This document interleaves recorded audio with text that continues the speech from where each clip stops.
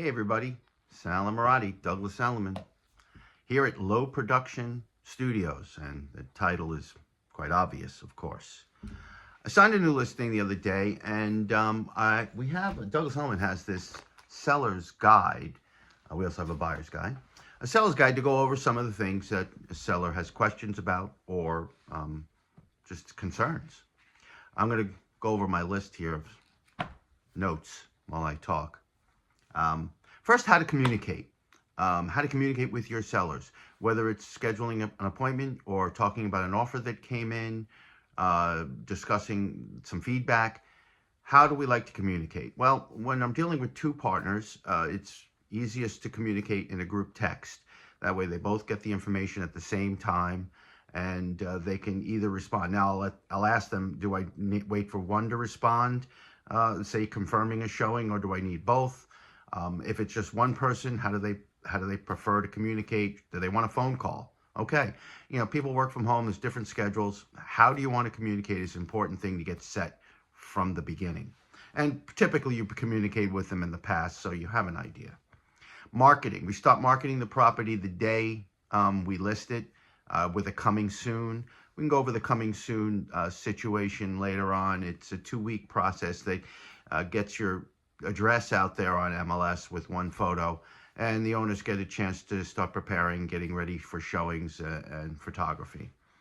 Timing, price, timing, and convenience, they're all kind of connected. Convenience, these particular owners here have a dog, and they work from home, so it's a little challenging potentially getting showings. Timing, different people have different situations. Some people already own a second house. Some people plan on renting. Some homeowners don't need the house anymore. It might be in an estate. So timing is important to discuss with that particular homeowner. And of course, the convenience, whether again working with the dogs or working from home, these 3 factors are important to discuss. The fee. Their attorney told them they only have to pay a fee to their listing agent. And yes, that is true. But I've received many, many offers from other agents. And it's a binder form that they send me, and it's proof of funds or a bank pre-approval.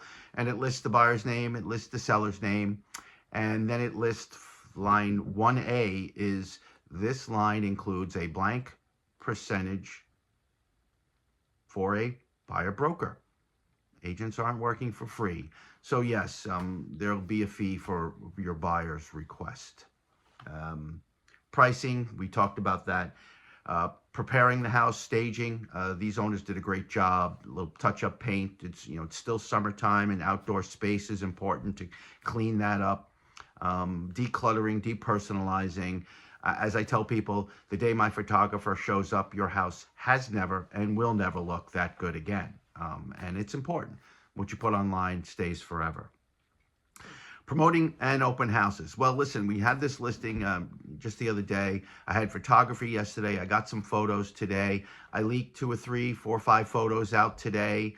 It's a Wednesday. Thursday, I'll leak a few more photos out. Move things around. Friday, I'll put all the photos out, and it's going live. And we're scheduling an open house on Sunday from 12 to 2. Typically show up early, leave late. Owners need to know that. Presenting offers. How do we present offers? How does the owner want to present offers? And this, again, depends on timing a lot. We're seeing a lot of this, open house Friday, Saturday, Sunday, best and final by Monday at noon. Wait a minute, slow down.